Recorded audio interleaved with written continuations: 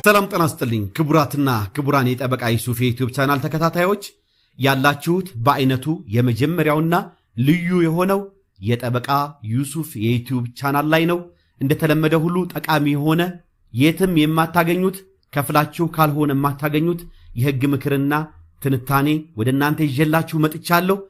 ይህ ምክር ካመለጣችሁ በእውነቱ በጣም ይቆጫችኋል፣ እንዳያመልጣችሁ ጋብዛችኋለሁ። የዛሬው የህግ ምክርና ትንታኔ ወደናንተ የማደርሰው በቀብድ ውል ስምምነት ቤት መገበያየትን የተመለከተ ነው። በጣም የብዙዎቻችሁ ራስ መታት የብዙዎቻችሁ ጥያቄ በመሆኑ ነው ይህን የህግ ምክርና ትንታኔ ይዤላችሁ የመጣሁት። በፍጹም እንዳያመልጣችሁ። ብዙ ጊዜ ሰዎች በቀብድ ውል ስምምነት ቤት ይሻሻጡና ይገበያዩና ሻጩ የመሸጥ ሐሳቡን በተለያየ ምክንያት ሊተው ይችላል። አንደኛ የቤት ዋጋ ሊጨምርለት ይችላል።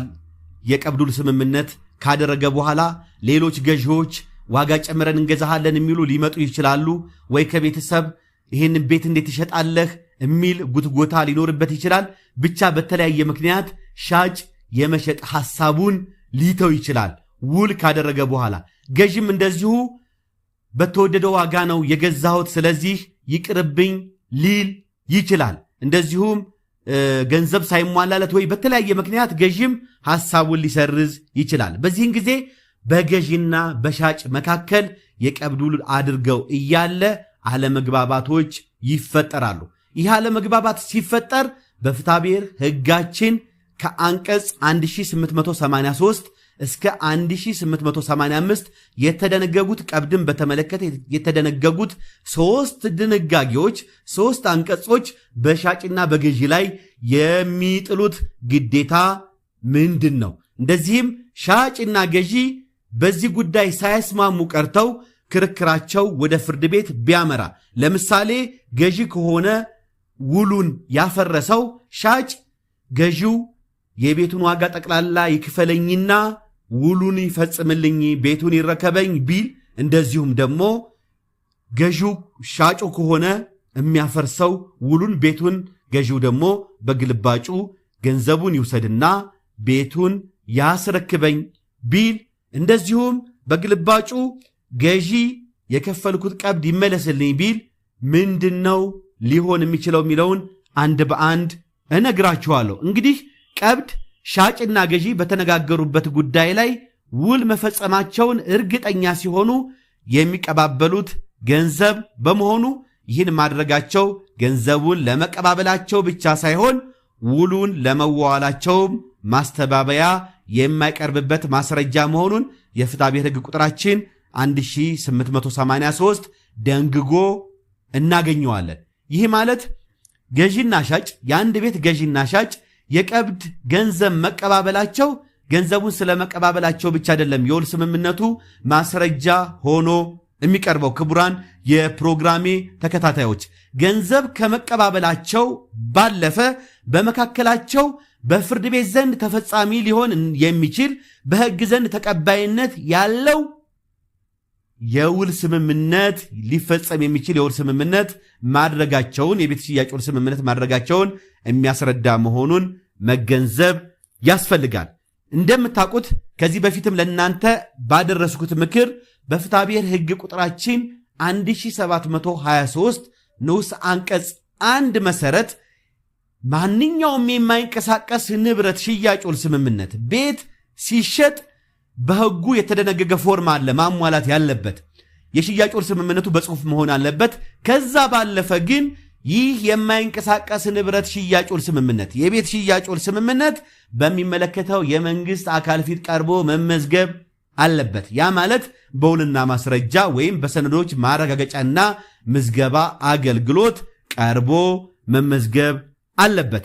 ነገር ግን በውልና ማስረጃ ቀርቦ ባይመዘገብም የቀብድ ውል ስምምነት ገዢና ሻጭ ቀብድ መቀባበላቸውና ከተረጋገጠ እንደዚሁም ውል ለማስፈጸሚያ የሚሆን ገንዘቡን ተቀባብለው የቀብድ ውል ስምምነት ማድረጋቸው ከተረጋገጠ በውልና ማስረጃ ውላቸው ባይመዘገብም ውል መኖሩን በመካከላቸው የሚያረጋግጥ መሆኑን በማያከራክር ሁኔታ የሚያረጋግጥ መሆኑን መገንዘብ ያስፈልጋል። ይህንን ጉዳይ በተመለከተ የፌዴራል ጠቅላይ ፍርድ ቤት ሰበር ሰሚ ችሎት በቅጽ 12 በመዝገብ ቁጥር 56794 ላይ ይሄንኑ በማረጋገጥ የሕግ ትርጉም ሰጥቶበታል። ያ ማለት በውልና ማስረጃ ባይመዘገብም ውላቸው ባይረጋገጥም በመንደር ውል የተደረገ የቀብድ ውል ስምምነት የቤት ሽያጭ ውል ስምምነት በመንደር የተደረገ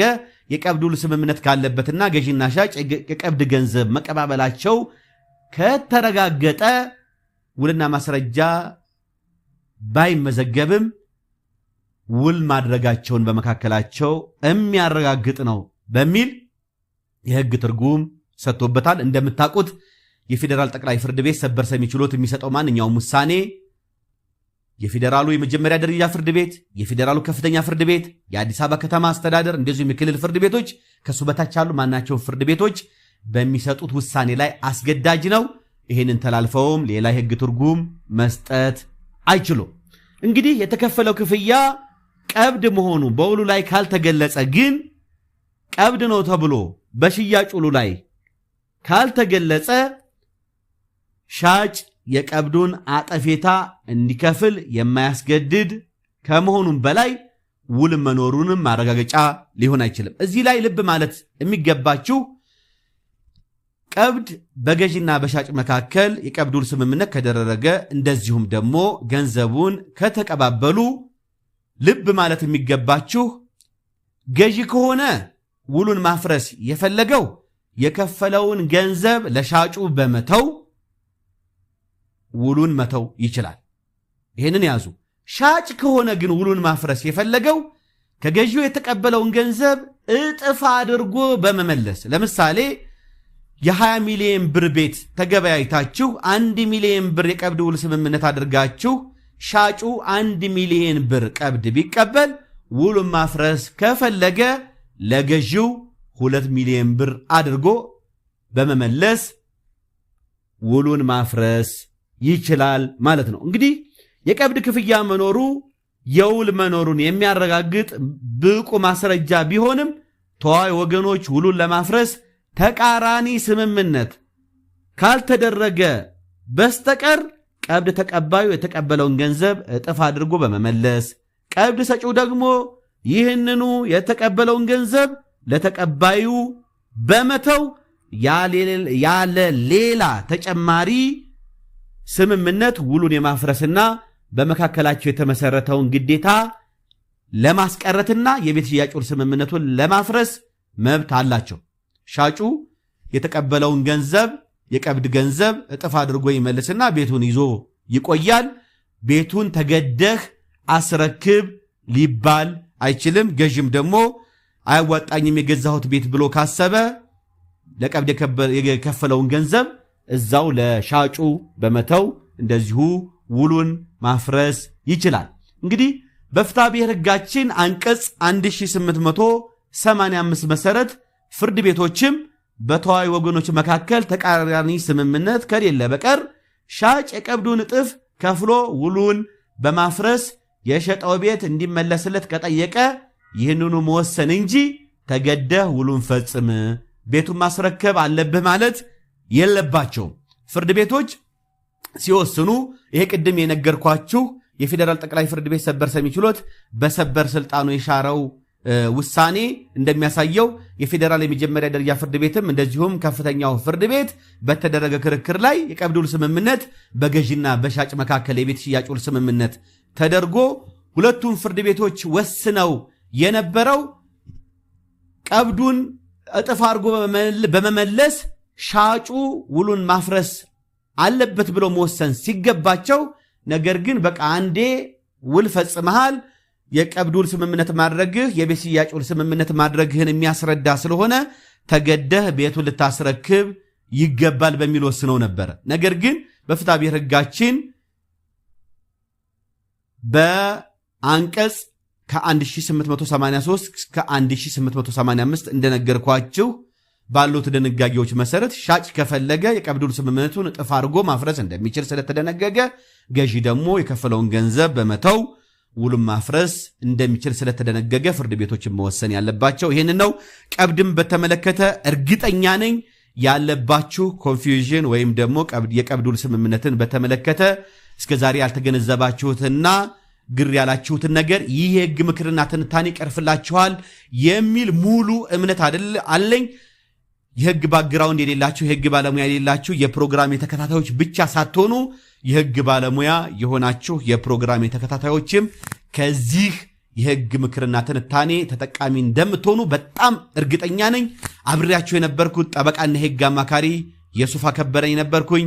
በሌላ ጠቃሚ ህግ ምክርና ትንታኔ እስከምንገናኝ ድረስ መልካም ቀን እንዲሆንላችሁ እመኛለሁ።